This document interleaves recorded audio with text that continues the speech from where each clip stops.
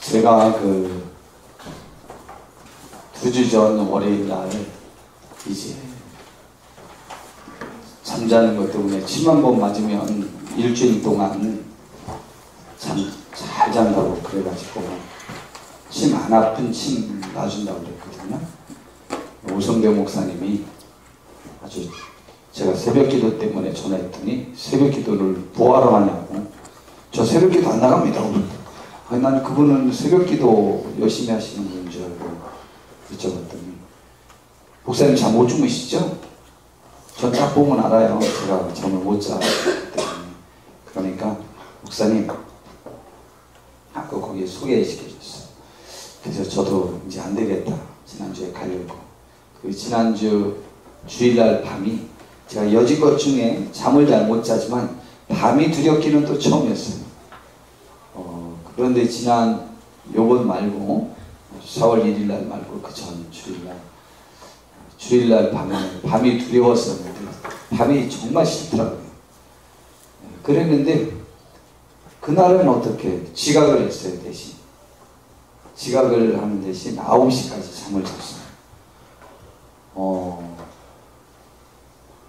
6시인가 부터 자서 9시까지 자고 갔어요. 그날 안 졸았어요. 그래서 한의원 가는 것도 포기했어요. 그랬는데 지금까지 이제 잠을 잘 잡니다. 특별히 우리 하나님께서 저에게 꿈속에 나타나셨어요. 수요일날 우리 이제 성경 공부 대신 기도를 하자고 기도를 하는데 제가 눕자마자 코를 골고 이제 기도하는데 잠자기 시작했습니다. 그래서 40분, 4시간 정도 잤는데 오늘 집사님 말씀으로는 40분 정도 잤을 것 같아요. 그랬는데 꿈에 우리 성도님들이 제가 자니까 우리 목사님 깨우면 안 된다고 그러면서 기도 다 끝내고 가면서 목사님이 이거 깨시면 피곤하셔서 주무시는가 본데 하여튼 피로회복제 드링크제를 이거 드세요. 이렇게 하면서 제 머리맡에 놔두고 꿈에 가시는 거예요. 그랬는데 그때 꿈에 굉장히 사랑이 느껴졌어요. 저를 막 사랑하는 피곤하지 않았으면 좋겠다 하는 마음으로 하는 그랬는데요. 그날 밤에 밤은 이제 그럭저럭 이렇게 그렇게 지내 그때 40분 자고 아주 쌩쌩한 정신으로 밤을 지냈어요. 그리고 이제 꼭 새벽기도 시작만 하려고 그러면 졸려. 그 50분만 되면 너무 졸린 거예요. 그래서 한번 지각했잖아. 또 그때 졸려서 이제 하고 끝나자마자 바로 가서 잠을 자서 5시 반부터 잠을 잤는데 9시 50분까지 이거는 진짜 몇 년 내에 처음 있는 사건입니다. 이 수술하고 난 다음에 이제 2박 3일 무조건 잠만 잤을 때 말고 하여튼 몇 년 내에 처음 있는 사건인데 5시 반부터 9시 50분까지 한 번도 안 깨고 있었어요. 그런데 그날은 하루 종일 조금도 안 피곤했어요. 점심 식사하고 난 다음에 제가 졸리거든요. 근데 그것도 없더라고. 얼마나 감사한지. 이번 주 그러니까 목요일 날이 그랬던 거죠. 수요일 날 밤에 그렇게 자고 얼마나 감사한지 모릅니다. 세상에 제가 기도하다 잠드니까 이제 우리 교회 잘 될 진주야. 베드로도 기도하다 잤잖아. 그러니까 베드로처럼 우리관 목사님 되려나봐 하고 이제 기대되고 예수님께서도 너 피곤한 걸 보고 이해하고 이제 가셨듯이 대신 꿈에 드링크제를 이렇게 주고 이렇게 가시는 바람에 제가 완전히 피로가 풀리고 얼마나 감사한지 모릅니다. 앞으로 제가 주면은 꼭 드링크제를 이렇게 꼭 준비해 놓고 가시고 그렇게 사랑의 마음으로 그렇게 해주시기를 바랍니다.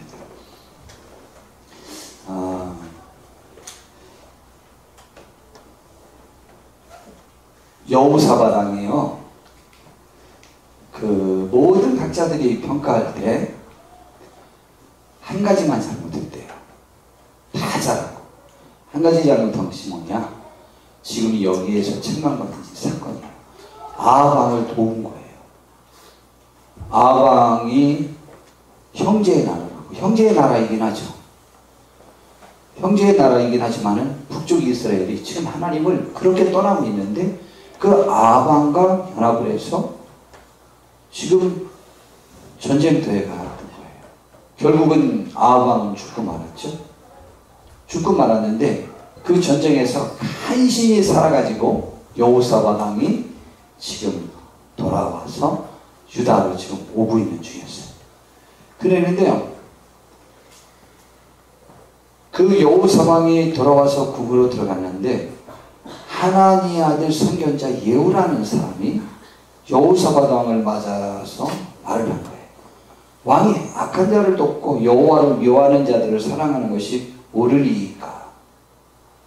그럼 악한 자를 돕고 여호와를 미워하는 자들을 사랑하는 것은 옳지 않은 거죠. 그죠?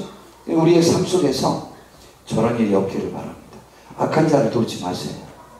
좋지 않은 겁니다. 그리고 여호와를 미워하는 자들을 사랑하지 마세요. 동족이라는 것 때문에 사랑해서는 안 돼요. 저거는 아마 가족도 어쩌면 맞을지도 몰라요. 가족은 이제 가족이라는 것 때문에 사랑을 해야 되겠지만은 하나님을 미워하는 것을, 그러한 사람들을 우리가 사랑하는 데 앞장서서는 안 됩니다. 여호사밧 왕은 그것에 앞장섰거든요.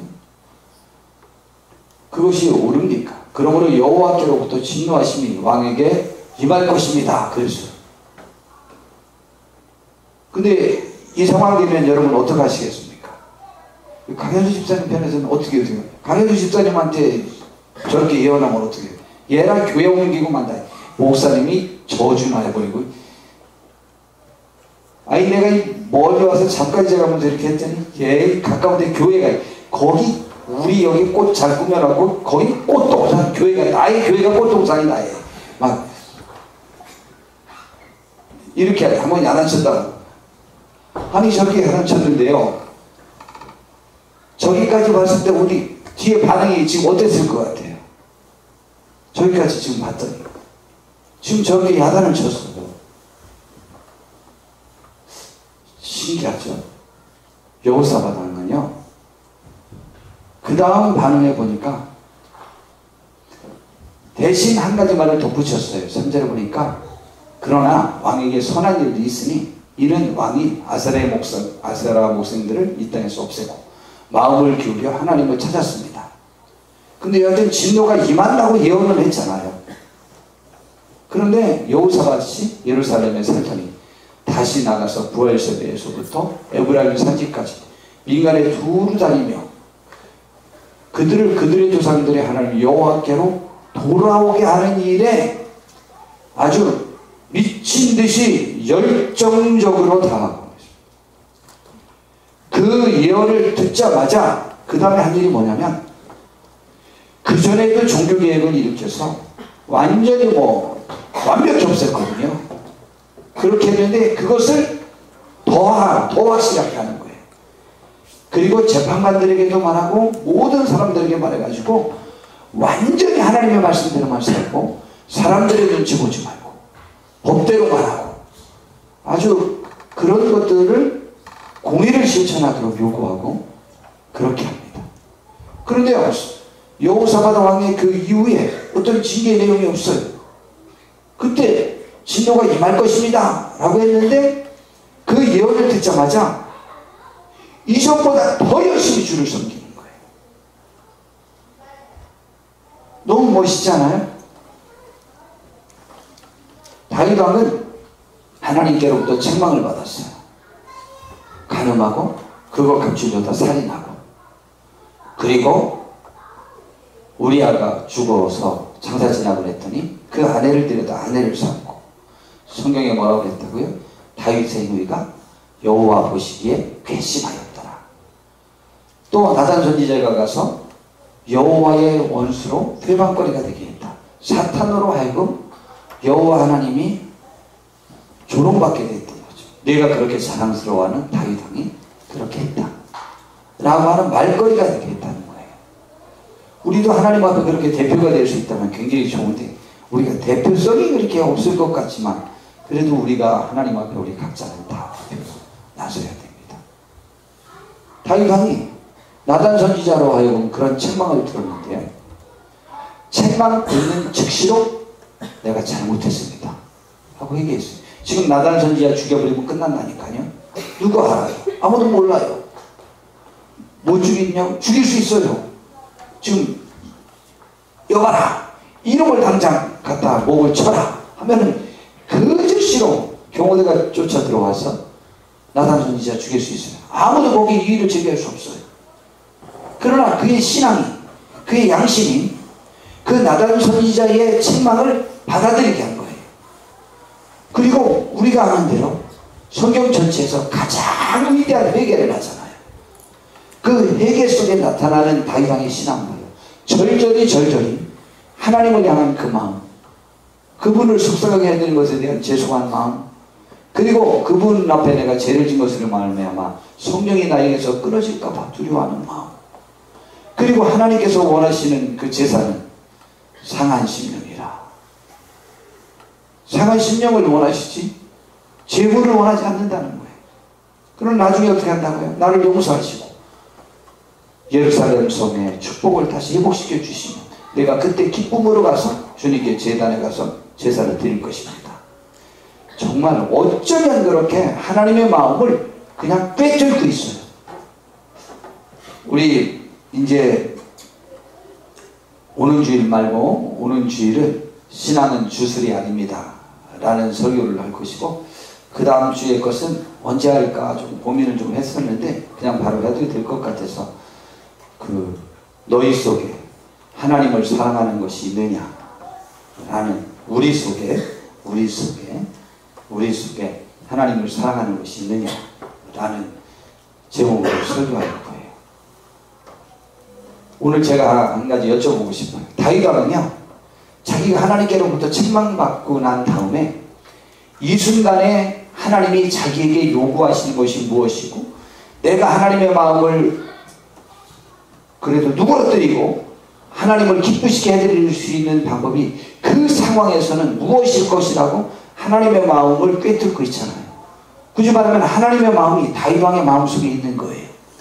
하나님이 원하시는 것이 무엇인지 알고 하나님이 원하시는 것이라면 무엇이든지 할 의향이 있어요. 우리 성도님들에게 제가 여쭤보려고요.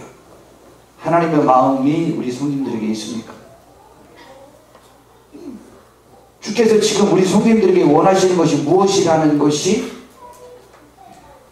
깨달아집니까? 삶 속에서 이게 주께서 나에게 원하시는 것이지, 요구하시는 것이지 라고 하는 것들이 매번 있습니까? 간혹은 저는요, 우리가 하나님의 뜻을 모르는 사람처럼 이야기할 때가 있어요. 그건 진짜 안타까운 일이에요. 우리는 하나님의 뜻을 알지만 못해서 죄송해야 되는데,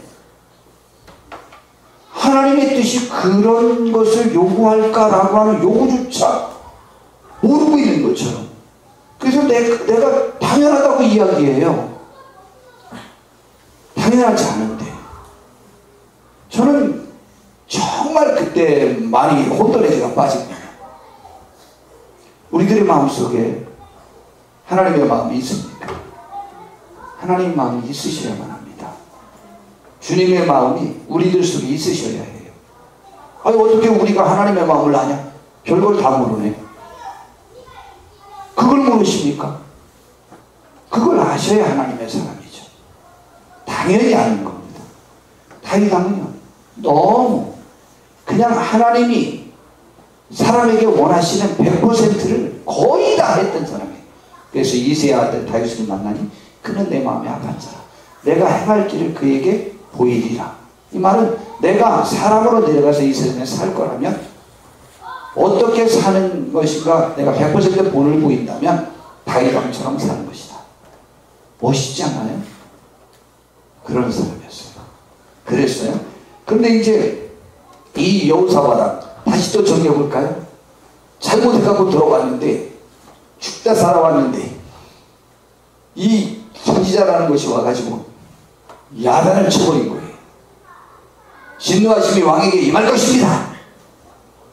그러고 나는데 바로 앞에 역대하 16장에 아사왕의 사건이 있어서 우리 아사왕처럼 또 할 수도 있을 뻔했는데 히스기야 왕은 그렇게, 아니 여호사밧 왕은 그렇게 하지 않았어요. 한번 아사왕 사건을 또 살펴보면서 히스기야 왕 사건도 살펴보고 아하시야 왕 사건도 좀 한번 살펴봅시다.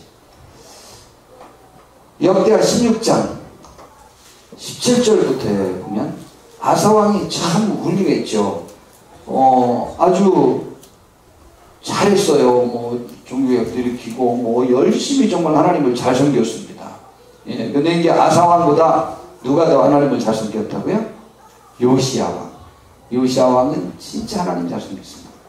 아니, 어떻게 그런 왕이 태어나나 몰라요. 참 신기합니다. 나이가 적었는데요. 요시야 왕은 나이가 적었는데 그 8살인가 왕위에 올랐어요. 그런데 그가 함께 했던 사람들이 훌륭한 사람들이에요. 신앙인들이에요. 근데 그들의 말을 잘 듣고 정말 신앙이 있는 왕이 되었어요. 이제 나중에 이제 요시야 왕 배울 것이만요. 아주 요시야 왕은 정말 대단한 왕입니다. 어떻게 그런 왕이 태어나나 몰라요. 그런데 아무리 훌륭한 왕이 되면서도 므낫세 왕의 잘못을 되돌릴 수 없었어요. 자, 그런데요.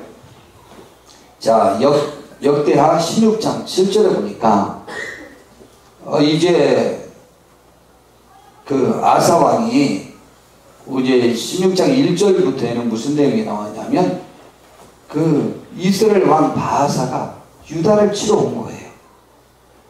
그러자 이 아사 왕이요 참 신기합니다. 아사 왕이 자기 나라의 조공을 바치고 있는 지금 아람 그 다메섹에 가서요 은금을 내어다가 아람 왕 벳하단에게 보내서 도와달라는 거예요. 야, 그래가지고 이 벳하단이 와서 도와줬어요. 그래가지고 북쪽 이스라엘이 도망가는 바람에 하나도 손해보지 않고 완전히 승리로 이루어지고 말았어요. 그런데 이게 승리해서 잘 됐는데 그때 선지자 하나니라는 사람이 지금 기분 좋게 지금 있는데 말이에요.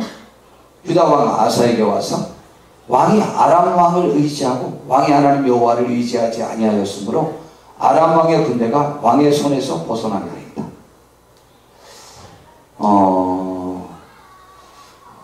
그냥 교회도 그럴 것 같아요. 목사님이 하나님을 의지하다가 우리 성도님을 이제 의지하게 되는 거죠. 그렇게 되면 그 성도님이 목사님의 손에서 벗어난다. 뭐 이런 말씀일 수도 있는 거죠. 근데 이건 사실입니다. 만약 우리가 하나님을 의지하는 것에서 벗어나서 나에게 도움을 주고 나에게 유익을 줬던 귀한 사람들이 하나님보다 은근히 더 의지가 되어지고 삶 속에서 그를 의지하게 된다면 그가 나에게서 벗어나고 하나님도 나에게서 벗어납니다. 우리는 어떠한 경우에도 그런 일이 없기를 진심으로 바랍니다. 하나님을 제일 의지하시고 그분을 섬기고 그분께만 끊임없이 도움을 청할 수 있는 그 믿음이 있으셔야 돼요. 그럼 사람들과의 관계에서는요. 사람들과의 관계에서도 감사함을 표할 수 있고 그들의 도움에 진심으로 고마워하고 그들이 힘이 되었음을 분명히 표해야 됩니다. 그건 그거지 그것이 하나님을 대신할 수는 없습니다. 그러나 하나님께 감사한다고 하는 것은 사람에게 감사하는 마음을 역시 같이 포함하고 있습니다. 하나님께 감사하지 못하는 사람은요 사람에게 감사하지 못해요. 왜냐하면 자기가 굉장히 영향이 있어서 모든 것을 갖췄다고 생각하기 때문입니다. 자, 그런데 이때 어찌하여 아람 왕을 의지하고 왕의 하나님 여호와를 의지하지 아니하였으므로 아람 왕의 군대가 왕의 손에서 벗어났습니다. 그런데 우리가 아는 대로 이 아사 왕이 첫 번째 왕이 되자마자 바로 얼마 후에 전쟁이 있었잖아요. 구스 사람과 lut 사람이 그때 몇만 대군이 왔었죠. 100만 대군이 왔었어요. 100만 대군이. 지금 도대체 본인이 이길 수 있는 상황이 아니었어요. 근데 하나님의 도우심으로 그 전쟁에서 완벽히 승리했거든요. 지금요 북쪽 이스라엘이 저 구수 군대와 비교할 수 있습니까? 비교할 수 없습니다. 지금도 하나님께 의지하면 고쳐질 승리할 수 있었을 텐데 그때 왜 더더군다나 아람을 의지했느냐고요. 그때 더 많은 군대를 이겼거든요. 그러나 왕이 여호와를 의지하였으므로 여호와께서 왕의 손에 그들을 넘겨갖고 완벽히 승리를 이뤘지 않습니까? 근데 어찌하여 이렇습니까? 여호와의 눈은 온 땅을 두루 감찰하사 전심으로 자기에게 향하는 자들을 위해 능력을 베푸시나니 하나님의 눈이 우리를 바라보고 계시다는 사실을 믿고 우리가 전심으로 하나님을 찾는 사람을 하나님은 그 감찰하고 계시는 거예요. 우리가 항상 주님을 전심으로 찾는 귀한 신앙이 유지되어지기를 바랍니다. 그런 사람들을 향하여 능력을 베푸시나니 이 일은 왕이 망령되이 행하였으니 이후부터 왕에게 전쟁이 있을 것입니다. 아까 여호사밧 왕에게 진노가 임할 것입니다. 여기 전쟁이 임할 것입니다. 그랬어요. 그런데 히스기야 왕은 진노가 임할 것입니다 라는 말 끝나자마자 그 다음부터 하는 일이 뭐예요? 이전보다 더 철저하게 하나님을 섬기는 거예요. 이전보다 더 민족적으로 국가적으로 완벽히 우상 숭배를 제거하는 거예요. 백성 전체로 하나님을 전심으로 찾으라고 요구하는 거예요. 그로 인한 징계가 임하지 않았어요. 그런데요 아사는요, 아사왕은 그 책망을 듣자마자 노해가지고 선지자죠, 옥에 가두었습니다.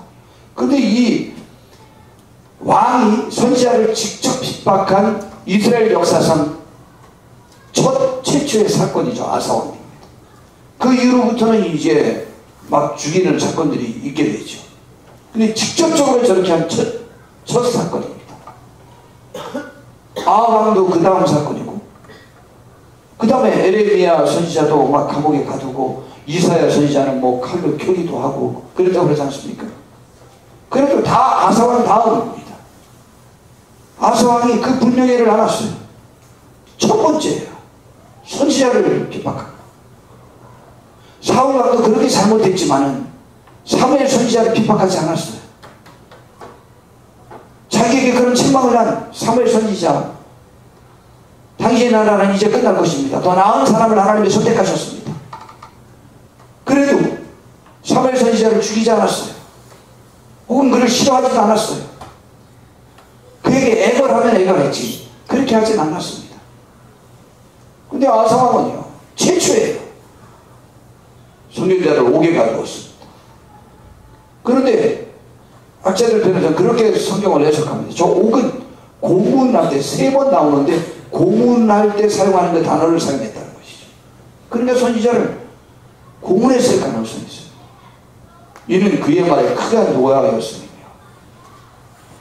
이 말 들으면 노할 만한 사건인가요? 성도 여러분 잘 생각하셔야 됩니다. 다윗왕도 똑같은 말을 들었고요. 여호사밧 왕도 똑같은 말을 들었고요. 이제 히스기야 왕도 똑같은 말을 들었습니다. 다윗왕과 여호사밧 왕은 적극적으로 반응하고 히스기야 왕은 운명적으로 받아들이고 절대 이사야 선지자를 죽이지 않습니다. 좀 이따 이제 살펴보려고 합니다. 그런데요 아사 왕은 노합니다. 우리의 분노의 원인을 잘 생각하셔야 됩니다. 그때 아사가 또 백성 중에서 몇 사람을 학대하였다. 몇백 명이라고 학자들이 생각하고 있습니다. 그때 아사 왕이 이 선지자를 감옥에 가두고 학대한 것을 좋지 않다고 반환했다고 보고 있습니다.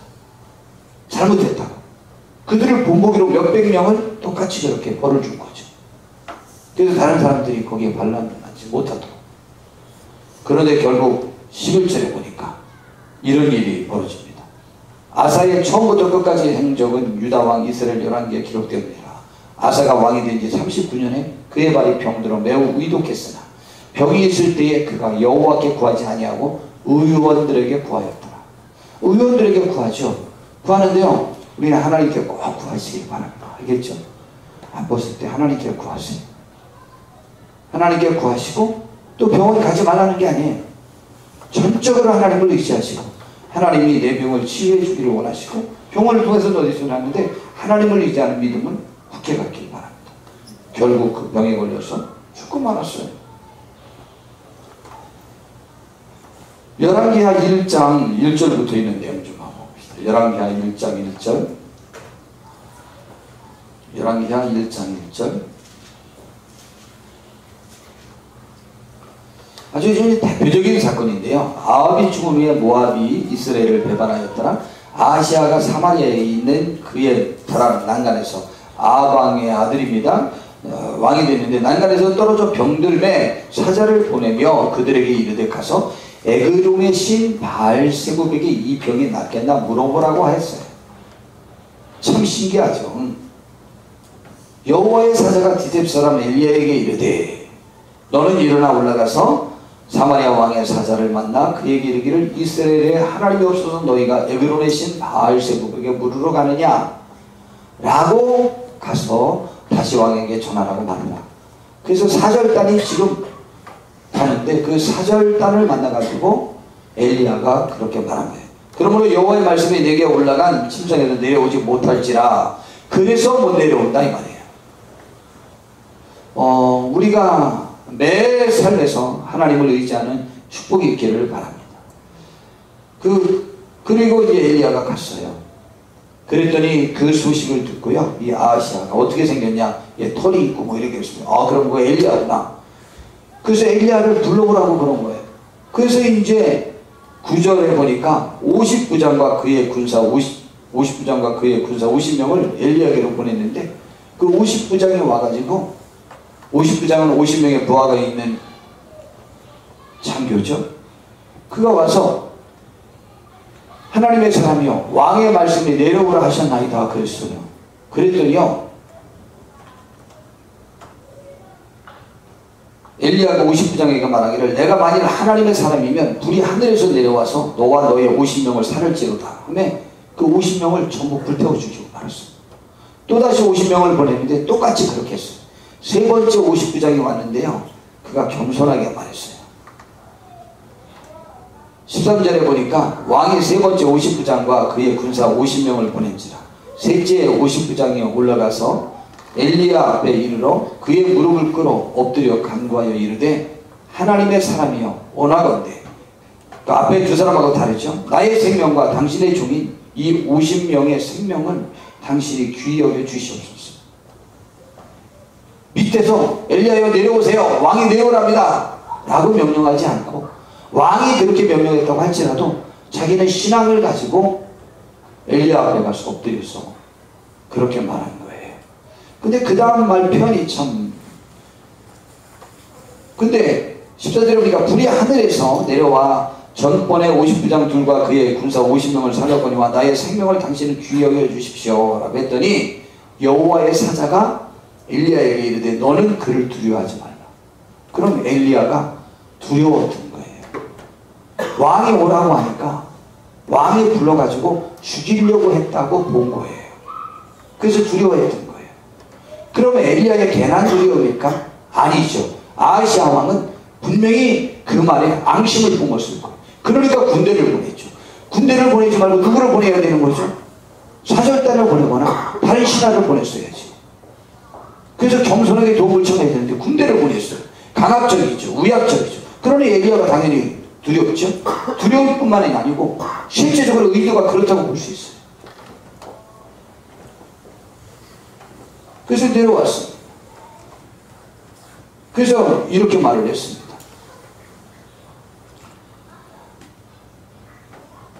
왕에게 가서 16절에 보니까 여호와의 말씀이 내가 사자를 보내 에그론의 신 바알세부백에 물으리 하니 이스라엘에 그의 말을 물을 만한 하나님이 안 계시느냐? 그러므로 내가 그 올라간 침상에서 내려오지 못할지라 내가 반드시 죽이리라 하셨다니라. 왕이 엘리야가 전한 여호와의 말씀대로 죽고 그가 아들이 없으므로 여호람이 그를 대신하여 왕이 되었다. 우리의 삶 속에서 하나님을 어느 정도 의지해야 되는지에 관한 것을 말씀해 주고 있는 거죠. 이사야 선지자의 이사야서에서는 그 내용이 굉장히 많죠. 도움을 청하러 애굽으로 내려가는 자들아 라는 말로 말하고 있지 않습니까? 그들이 얼마나 잘못하는 것인지. 히스기야 왕 사건을 살펴봅시다. 이사야 38장입니다. 이사야 38장에 보니까 히스기야 왕이 병에 들었습니다.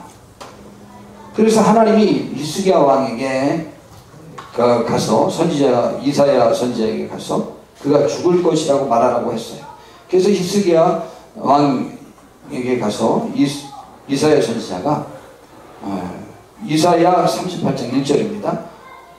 너는 내 집에서 유언하라. 내가 죽고 살지 못할 것이다. 그리고 나와버렸어요.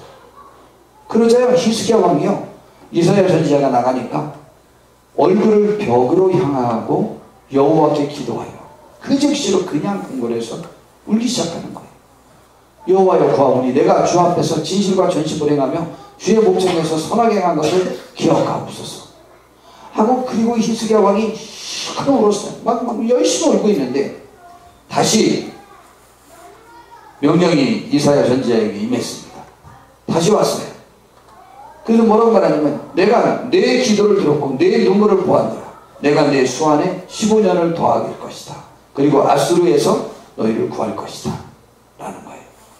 지금 아시리아가 저 북이스라엘을 멸망시키고 유다까지 쳐들어갔거든요. 지금 풍전등화와 같은 입장이었고 자기도 병에 걸려서 죽을 상황이 되었는데 결국 살 거란 거죠. 이때 살아납니다. 아수르도 물리칩니다. 그랬더니 신생 도시국가인 바벨론에서 사절단을 보낸 거예요. 39장에 보니까 그때 발라단의 아들 바벨론 왕 무르다빌라단이 히스기야가 병들었다가 나았다함을 듣고 히스기야에게 글과 예벌을 보냈습니다.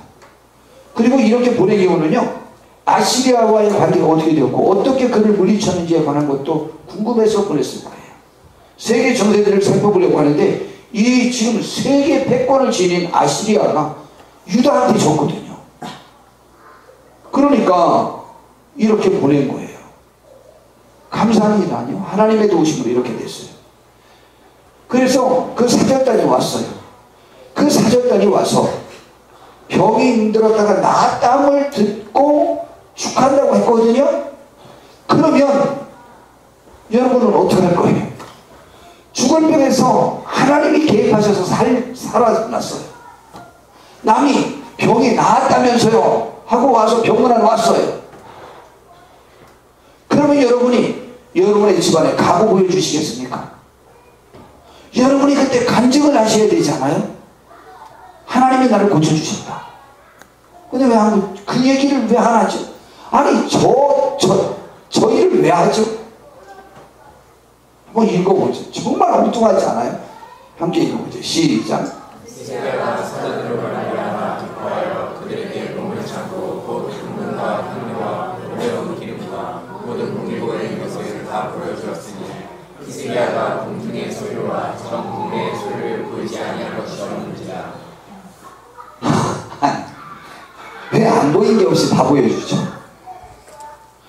하나님이 나를 고쳐주셨다고, 아수르와의 싸움에서 이렇게 해서 이겼다고 하나님이 내 병 고치시는데 해시기가 반대로 이렇게 여러 시간이나 뒤로 돌아갔다고, 그리고 하나님이 고쳐주셨다고, 이런 기적이 있었다고 왜 이야기 안 하죠? 아수르가 쳐들어왔는데 우리가 열심히 하나님 앞에 기도했다. 우리는 이길 수가 없었다.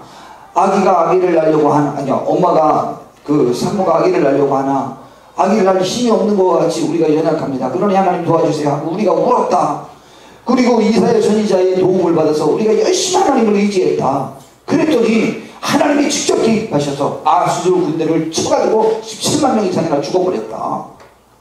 그래가지고 그들이 퇴각했고 그렇게 나가서 그들이 죽어버린 거다. 아들이 왕을 죽이고 자기 아버지를 죽이고, 그래가지고 아수르가 지금 막 무너진 상태. 이제 곧 바벨론이 세계를 제패하잖아요. 그랬는데 왜 그 이야기를 안 하죠? 정말 이상합니다. 이거 왜 안 하죠? 이건 진짜 숙제예요. 한번 살펴봐야 돼서. 이거 왜 안 하죠? 아니 병들었다 나았다면서요 하고 사절단이 왔어요. 그 훌륭한 히스기야 왕이 저 자랑을 했어요. 이상합니다. 나이 들면 조심하세요. 자기의 전적을 자랑하고 싶어 해요. 자기 전적을 말하지 않는 사람과는 대화하고 싶어 하지 않아요. 자기가 훌륭했다는 것을 막 늘어나 줘야 돼요. 그런 말 듣는 것을 너무 그렇게 좋아하지 마세요. 이게 연륜이 쌓으면 쌓을수록 점점 거기에 더 매이도록 되어 있습니다. 정말 조심하셔야 돼요. 그랬더니 그 즉시로 또다시 하나님이 선지자를 또 보냈잖아요. 4절에 보니까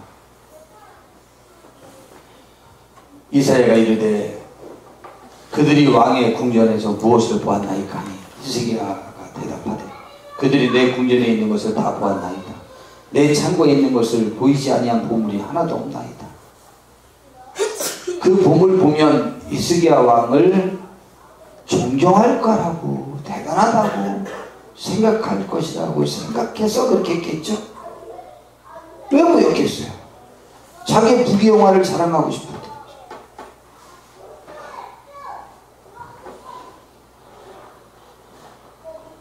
여호와께서 다 하셨다라는 말이 참 좋은 말인데 안 좋기도 해요. 그러나 그 말을 할 수 있는 우리가 되어지기를 바랍니다.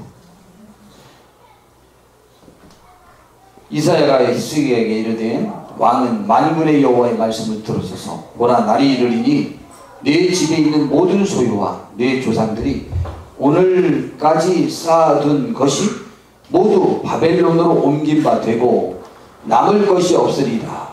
여호와의 말이니라. 또 내게서 태어날 자손 중에서 몇이 사로잡혀 바벨론 왕궁의 환관이 되리라 하셨나이다 하니 히스기야가 이사야에게 이르되 당신이 이른 바 여호와의 말씀이 좋소이다. 이 말은 정당합니다. 당연합니다. 하나님이니 마땅히 그렇게 하시겠지요 라는 말입니다. 하나님이 마땅히 그렇게 하실 것이라고 생각합니다. 다윗 왕은요 병적조사하고 난 다음에 병적조사하는 과정에서 금방 찔림을 느꼈어요. 그래서 용서를 막 빌기 시작했어요. 근데 하나님이 세 가지 재앙 중에 하나 선택하라고 그랬죠. 히스기야 왕도 이게 지금 잘못이다 그제서야 깨달은 거예요. 그런데요 히스기야 다윗 왕도 거기에 적극적으로 대응합니다. 자기가 죄를 져서 간음하고 살인을 했을 때도 적극적으로 대응하고, 그리고 병적조사를 했을 때도 적극적으로 대응해서 하나님 앞에 용서를 구하는 그 길을 구합니다. 근데 히스기야 왕은요 그 말씀 좋습니다. 거역할 의사가 없습니다. 그러나 하나님이니까 저건 당연하지요 라는 말씀입니다. 또 이르되 내 생전에는 평안과 경고함이 있을 것이다. 와, 너희 자손 중에 그런 일이 있을 거라니까. 나 살아생전에는 그런 일이 없겠구나, 다행이다 하고 끝나버린 거예요. 여러분이 아버지라면 아들 때 저런 일이 있을 거니까 안 되는 게 없구나, 다행이다 해야 되겠습니까? 회개하고 그것이 이어지지 않도록. 여호사밧 왕 보세요. 책망 듣자마자 그 즉시로 더 완벽하게 종교개혁을 일으키잖아요. 그런데 히스기야 왕은 그냥 자포자기예요. 당연합니다. 하나님이니 어련하시겠습니까? 이런 뜻입니다. 어련하시겠습니까? 당연합니다. 그분으로서 당연하지요. 제가 한 일을 저렇게 책망하고 벌 주는 거 당연합니다. 다 이거 옮겨갈 거 당연합니다. 그리고 포기해버리고 말았어요. 우리는 포기하지 마세요. 그때 회개하세요. 그래도 아사왕과는 다르죠. 우리도 하나님 앞에서 우리가 책망을 들었을 때 어떻게 반응할까는 굉장히 중요합니다. 그의 신앙을 나타내 볼 수 있습니다. 그러면은 저는 이것도 숙제예요.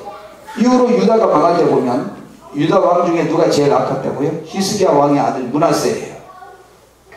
55년 동안이나 통치했어요. 그런데 이스라엘 전체 왕들 중에 가장 못된 왕이에요. 아주 어떻게 이렇게까지 할 수 있을까 이해가 안 되는 왕이 므낫세 왕. 그래서 므낫세 왕 다음에 또 누가 나타난다고요? 이스라엘 왕들 중에 정말 가장 훌륭한 왕 중에 하나인 요시야 왕. 요시야 왕이 납니다. 그 요시야 왕이 정말 이것도 어디서도 이런 사람이 또 태어나나 라고 싶을 정도로, 다윗 왕이야 그냥 처음부터 그렇게 했지만 요시야 왕은 그냥 희한한 사람입니다. 성경에는 이 같은 6월절 그런 행사들을, 그 절기를 지킨 그 크기가 모세 때 이후로 처음 가장 크다고 그랬습니다. 요시야 왕 그렇게 하나님을 잘 섬겼어요. 그러나 매번 성경은 뭐라고 말하냐면 므낫세 왕의 잘못이 너무너무 커서 요시야 왕이 아무리 잘했어도 돌이킬 수 없었다고 말합니다. 근데 저는요 이렇게 항상 이것이 궁금한 거예요.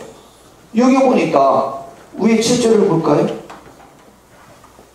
또 내게서 태어날 자손 중에서 몇이 사로잡혀 바벨론 왕궁에 환관이 되리라. 또 6절 보라 날이 이르니 내 집에 있는 모든 소유와 내 조상들이 오늘까지 쌓아둔 것이 모두 바벨론으로 옮김받아 되고 남을 것이 없으리이다.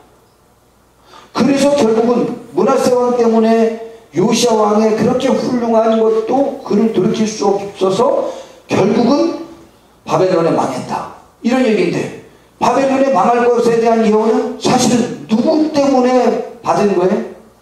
히스기야 왕 때문에 받았어. 히스기야 왕 때문인가요? 므낫세 왕 때문인가요? 부자지간의 합작이죠. 아직 아들이 없었습니다. 아들이 없었는데 지금 15년 연장된 다음에 아들을 낳았어요. 그게 므낫세 왕이에요. 그래서 므낫세 왕은 또 몇 살에 왕위에 오르더라? 또 거기도 또 어려서 왕위에 오릅니다.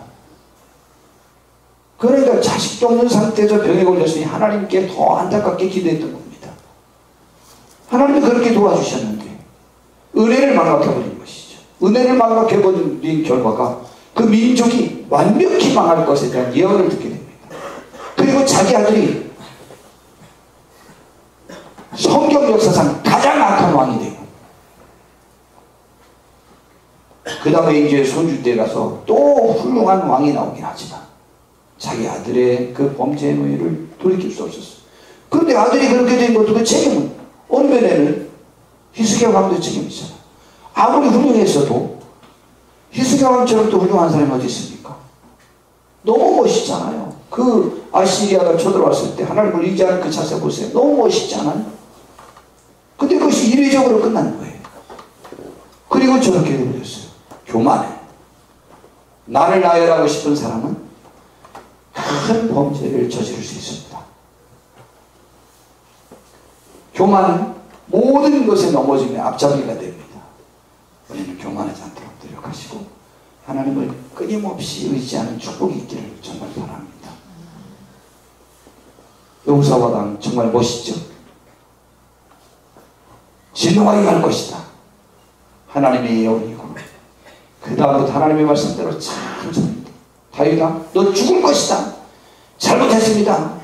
시인하니 죽이진 않겠다. 그리고는 그냥 하나님 앞에 울면서 기도하는 그 모습 보세요. 너무 멋있지 않아요? 우리 하나님 앞에서 아름다운 사람들 됩시다. 복 있는 사람들 됩시다. 우리 마음속에 하나님이 있길 바랍니다. 그분을 의지하길 바랍니다. 올해는 우리 미루나무 숲에서 옛날에 CCC 청년들이 부름받았는데, 그때 부름받은 목사님들이 우리나라에 얼마나 훌륭한 목사님들이 많은지 몰라요. 우리 부름받아 세상으로 가서 세상을 정복할 수 있는 하나님의 사람들 되기를 바랍니다. 하나님 의지합시다. 그리고 하나님에 대하여 자랑합시다. 하나님의 축복이 우리와 함께 하길 바랍니다. 기도하겠습니다. 주님, 우리를 인도해 주셔서 하나님 아버지께 영광 돌리게 해주시고 주의 은총 속에 승리하게 하옵소서. 우리가 매번 교만하지 아니하고 주의 말씀을 아멘으로 화답하는 귀한 축복이 있기를 진심으로 원하오며 주의 말씀 앞에 우리가 겸손하게 하옵소서. 예수님의 이름으로 기도드렸습니다. 아멘.